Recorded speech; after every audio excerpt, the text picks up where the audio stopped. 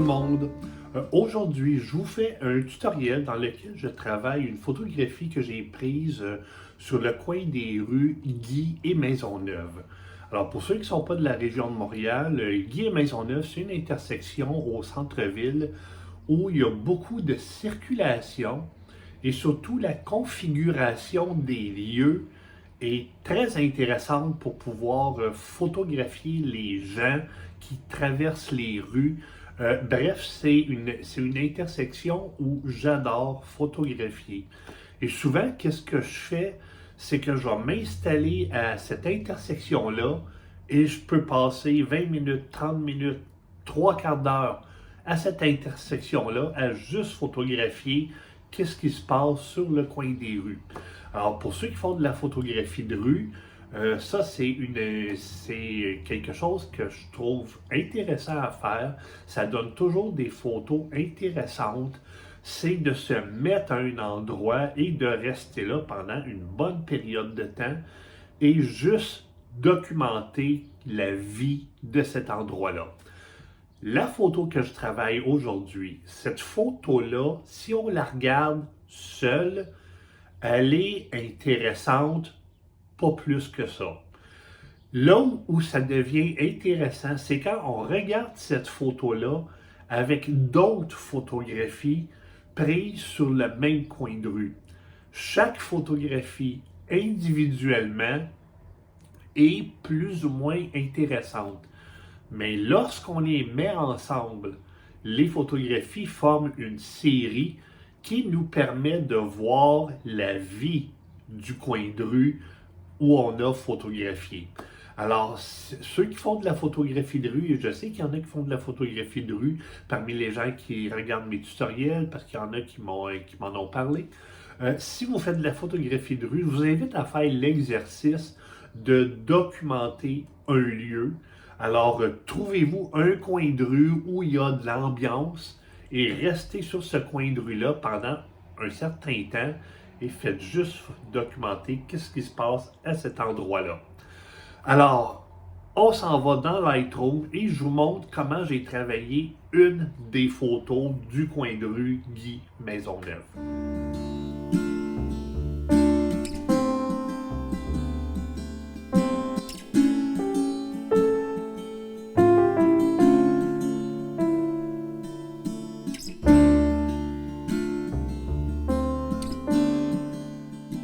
OK, voici la photo. Alors, comme vous voyez, la photo est sous-exposée. C'est tout simplement que le posomètre de la caméra a été complètement ébloui par le ciel qu'il y a ici. Et le posomètre a cherché à exposer en fonction du ciel plutôt qu'exposer en fonction des gens qui sont au sol et des édifices.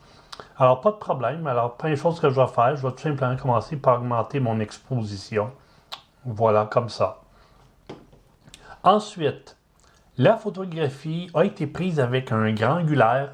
Elle a été prise avec une longueur focale de 24 mm. Alors, vous voyez ici, j'ai mes métadonnées qui apparaissent. La photo a été prise avec un 24 mm. Alors, je m'en vais immédiatement aller dans l'onglet Correction d'objectif. Et vous voyez, en ce moment, les options sont désactivées. Alors, je vais commencer dans un premier temps par cliquer sur « Supprimer l'aberration chromatique », voilà. Et ensuite, je vais cliquer sur « Activer le profil de correction ». Et regardez la différence que ça va faire. Alors ça, c'est la photo sans aucune correction. Et là, j'active le profil de correction. Vous voyez, les contours de la photo se sont redressés. Alors, vous voyez, sans le profil de correction, avec le profil de correction. Alors, le profil de correction a lu les métadonnées incluses dans le fichier. Il a détecté que la photo a été prise avec un objectif de 24-120 mm f4 et il a apporté les corrections nécessaires compte tenu que la photo a été prise avec cet objectif-là en particulier. Et étant donné que j'étais à la focale de 24 mm pour prendre la photo, ça correspond à du grand angulaire. Alors, très souvent, les objectifs grand angulaires vont avoir tendance à créer un effet de coussinage, c'est-à-dire lorsqu'il n'y a aucune correction d'apporter à la photo, le centre de la photo semble être bombé vers nous, alors que les côtés de la photo semblent s'éloigner de nous. On appelle ça du coussinage.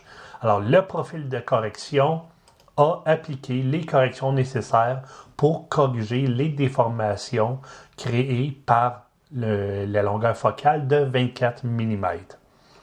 Alors, ensuite, la fameuse courbe des tonalités. Alors, je vais augmenter la luminosité des basses lumières, comme ça ici, voilà. Je vais augmenter un peu plus les hautes lumières, voilà, comme ça ici. Ensuite, les réglages de tonalité, je vais assombrir un petit peu les noirs, éclaircir les ombres. Je m'en vais diminuer les hautes lumières, voilà. Je vais diminuer un petit peu l'exposition, comme ça ici, et donner un petit peu de contraste. Voilà. Et je vais également augmenter un peu la luminosité des blancs et diminuer encore un peu l'éclat des hautes lumières. Voilà, comme ça ici. Maintenant, les couleurs. Alors, je veux avoir une photographie dans laquelle les couleurs sont pas trop flashantes. Je veux des couleurs qui sont subtiles. Alors, je vais diminuer un peu la saturation. Et pour éviter de perdre des nuances de couleurs dans les couleurs les plus pâles, je vais augmenter un peu la vibrance. Voilà. Alors, si vous voulez connaître la différence exacte entre la vibrance et la saturation, je vous invite à regarder mon tutoriel sur le sujet. Alors, j'en suis rendu ici dans la photo. Et là, je suis à l'étape de la retouche locale. Alors, la première chose que je trouve intéressante dans cette photo-là, c'est les pavés sur le trottoir ici. Alors, je trouve que les pavés créent des lignes directrices dans la photo qui sont très intéressantes. Alors, ça serait le fun si on pouvait accentuer les motifs du pavé. Alors, je vais prendre un pinceau. Voilà. Je vais assombrir les noirs, augmenter la clarté, augmenter un peu la correction du voile et je vais passer le pinceau sur le pavé au sol. Voilà. Et je vais diminuer un petit peu l'exposition, diminuer un petit peu les noirs, augmenter l'éclat des blancs. Alors, vous voyez, avec le coup de pinceau que j'ai appliqué sur le pavé au sol, les motifs dans les tuiles, dans les pierres, deviennent beaucoup plus visibles et ça vient créer des lignes directrices dans notre image. Et je vais également augmenter un petit peu la texture, question de faire ressortir la texture qu'il y a dans les tuiles au sol. Alors, vous pouvez voir ici les réglages que j'ai appliqués sur le pavé avec le pinceau. Comme vous avez vu, là, lorsque j'ai appliqué mon pinceau sur le pavé, j'ai passé par-dessus les jambes des gens. Alors, ça, c'est le genre de détail que, vous voyez, les réglages que je viens d'appliquer sur le pavé, ça n'aura pas beaucoup d'impact sur les jambes des gens. Alors, ça ne vaut pas la peine de commencer à appliquer le pinceau très délicatement pour éviter d'affecter les jambes des gens. Au final, on ne verra pas que les réglages qui ont permis d'augmenter la texture du pavé ont également été appliqués sur les jambes des gens. Alors, des fois, l'erreur que les gens vont faire, c'est de vouloir être trop précis avec la retouche locale. Alors ici, j'ai passé mon pinceau par-dessus les jambes des gens, même si c'est un réglage qui sert à la base à accentuer la texture du pavé. OK, maintenant, les couleurs, le travail des couleurs. Alors, je vais prendre la fonction étalonnage. Alors, je vous invite à regarder mon tutoriel sur la fonction étalonnage pour apprendre en détail comment ça fonctionne. L'outil étalonnage est un outil incroyable pour manipuler les couleurs de la photo. Alors ici, je vais l'utiliser et je vais voir qu'est-ce que ça va donner. Alors, je vais commencer par modifier la teinte du rouge. Alors, je vais mettre le rouge comme ça, voilà. Je vais le désaturer un peu, voilà. Ensuite, je vais le vert, voyons voir, le vert. Je vais donner un petit peu de vert comme ça ici. Voilà. Et finalement, le bleu. Alors, j'aime beaucoup le, le côté... J'aime beaucoup jouer avec la teinte du bleu primaire pour donner à mon bleu une coloration qui tire sur le cyan. Alors, le bleu prend une teinte cyan et les couleurs jaune-orangé deviennent très chaudes. C'est un rendu que j'aime beaucoup. Alors, voilà les réglages que j'ai appliqués avec l'étalonnage. Voilà. Ensuite, bon, là, je regarde l'ensemble de ma photo et une, il y a une dominante bleue qui apparaît un peu partout dans la photo. Alors, il y a une dominante bleue qu'on voit ici dans les vitres, une dominante bleue qu'on voit dans les gens qu'il y a ici, là. Alors, je trouve que cette dominante bleue-là est un petit peu trop envahissante. Alors, dans l'onglet TSL, je vais simplement diminuer la saturation du bleu et du turquoise, comme ça ici. Maintenant, j'en suis rendu au color grading. Alors, je vais donner dans mes ombres, je vais ajouter une teinte de rouge orangé dans mes ombres, pas trop saturé. Je diminue un petit peu la luminance, voilà. Dans mes hautes lumières, vous voyez, j'ai passé des ombres aux hautes lumières immédiatement et je vais revenir ensuite sur les tons moyens. Alors là, j'ajuste la couleur que j'ai ajoutée dans les hautes lumières. Alors dans les hautes lumières, je vais ajouter une teinte de jaune, voilà, comme ça ici. Et finalement, dans les tons moyens, je vais ajouter une teinte de cyan. Voilà. Et maintenant, j'ajuste la balance. Alors, je vais mettre la balance vers la gauche de façon à ce que la dominante de couleur que j'ai ajoutée dans les ombres domine la photo. Et là, je vais augmenter un petit peu la saturation de la teinte orangée que j'ai mis dans les ombres. Comme ça ici, voilà.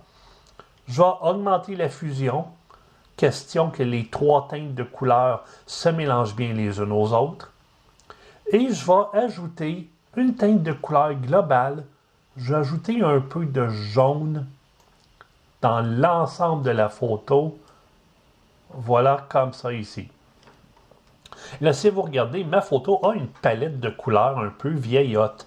Et c'est exactement le rendu que je cherchais à obtenir. Alors, je vais revenir dans mes réglages de vibrance et de saturation. Alors, lorsque je regarde la photo, je trouve que les couleurs sont un petit peu trop saturées. Alors, je diminue un peu la saturation et je vais également diminuer un peu la vibrance. Voilà. Et c'est un petit peu trop rougeâtre dans ma photo. Alors, je vais donner un petit peu de bleu en jouant avec la température. Voilà. Comme ça. Et un petit peu de vert. Voilà. Alors, j'en suis rendu ici dans le traitement de ma photo. Maintenant, je vais tout simplement éclaircir un peu les gens qui sont à l'avant-plan. Alors, je vais prendre le pinceau. Je vais éclaircir les ombres. Et je vais passer sur la personne qui est à l'avant-plan ici. Voilà. Également sur la personne, les gens qu'il y a ici. Voilà.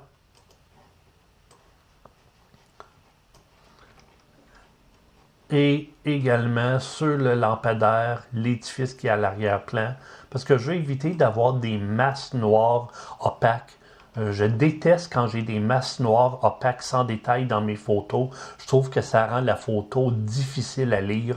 Les masses noires opaques vont attirer l'œil et l'œil va regarder, mais je ne suis pas capable d'avoir d'informations dans cette région-là. Alors, c'est agaçant.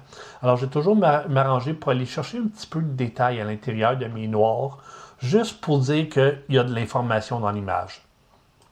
Alors, j'en suis rendu ici dans ma photo. Alors maintenant, je veux diriger le regard des gens vers la personne qui a le sac orangé ici. Parce que cette personne-là, dans le fond, c'est le centre d'intérêt de la photo. Alors, je veux diriger le regard des gens vers cette personne-là et aussi vers la personne qui a ici, complètement à droite. Alors, je vais commencer par rapetisser ma photo. Voilà. Retouche locale. Je vais prendre le dégradé radial. Je vais l'inverser. Et je place mon dégradé radial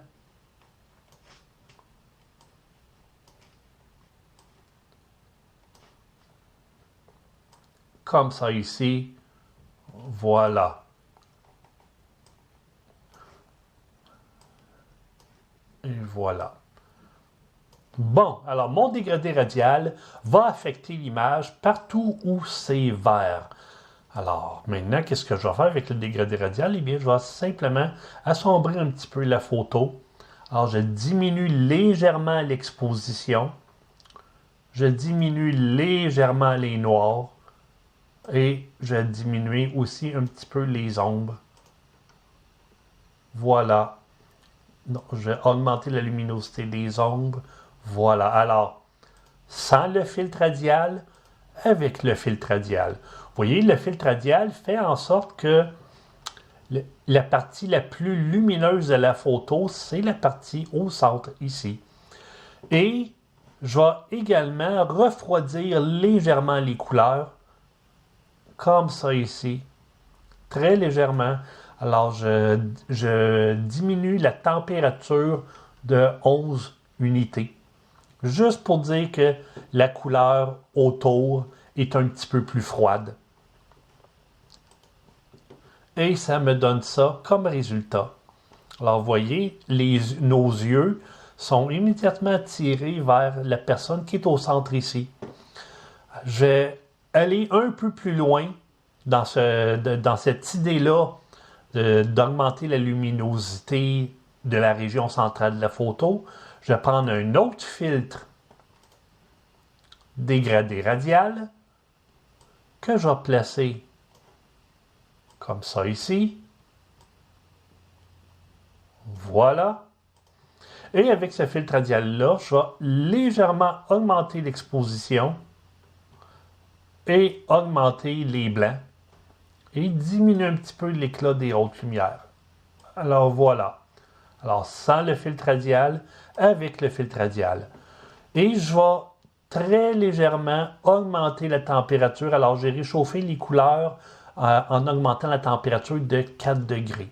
Alors vous voyez ici les réglages que j'ai appliqués avec le filtre radial qui affecte le centre de la photo. Et j'en suis rendu ici dans le traitement de ma photo. Alors là, si on regarde la photo, le jeu de lumière que j'ai créé avec les filtres radiales font en sorte que nos yeux s'en viennent vers la personne qui est au centre de la photo. Maintenant, je vais redresser la photo parce que si on regarde, on voit que la photo est légèrement inclinée vers la gauche. Alors, je viens dans la région transformation et je vais cliquer sur niveau. Et vous voyez, Lightroom l'a redressé, mais c'est encore un petit peu croche. Alors, je vais prendre le curseur rotation et je m'en vais moi-même tourner ma photo. Voilà. Et je clique en bas sur contraindre le recadrage. Maintenant, je recadre la photo. Alors, étant donné que la photo va aller sur Instagram, je vais prendre le format 4:5, tiens. Voilà, comme ça ici. Ouf. Non, je pense que je vais être mieux avec le... Vous voyez, avec le format 4:5, il y a un homme ici à gauche, et là, il est coupé. Il est coupé par le cadrage. Et à droite, j'ai deux personnes ici, mais avec le ratio 4:5, il y en a une des deux qui est coupée. Et là, si je cadre ma photo comme ça, avec le ratio 4:5, je perds les gens qui sont à gauche. Si j'essaie d'aller chercher les gens qui sont à gauche, je perds les gens qui sont à droite. Alors, je vais plutôt prendre le ratio 5:7, qui va me donner plus de largeur. Et là, je suis capable d'avoir les gens à gauche, les gens à droite dans la photo. Et finalement, la touche finale, un petit peu de vignettage. Alors, je vais assombrir les contours de la photo, pas trop. Voilà. Et je vais utiliser le vignettage priorité de la couleur. Et j'ai ma photo finale. Il existe un outil dans la bibliothèque qui nous permet de visualiser sur l'écran de notre ordinateur une série de photos. C'est un outil très pratique lorsqu'on veut voir de quoi a l'air une série d'images. Alors, j'ai ici la photo que je viens de travailler. Voilà. Et j'ai les autres photos qui font partie de ma série du coin de rue. Alors, je commence par sélectionner les différentes photos que je veux visualiser sur le même écran. Alors, j'ai ici les 4 photos de ma série du coin de rue. Et si je viens en bas, ici, vous avez un mode de visualisation qui s'appelle le mode ensemble. Eh bien, vous cliquez là-dessus. Et là, vous allez voir les photos que vous avez sélectionnées apparaître dans l'écran de travail de Lightroom. Et si vous voulez les voir en plus grand, eh bien, vous pouvez tout simplement fermer les 2 panneaux latéraux en appuyant sur la touche de tabulation du clavier. Et là, vous allez voir les photos que vous avez sélectionnées apparaître tout ensemble sur le même écran. Et comme ça vous permet d'évaluer de quoi a l'air un ensemble de photos. Alors, je regarde mes 4 photos. La gestion des couleurs est assez homogène partout dans les 4 photos. Et lorsque je regarde, je trouve que ça fait un tout très intéressant. Alors, c'est un petit outil pratique pour visualiser plusieurs photos sur un même écran, le mode ensemble.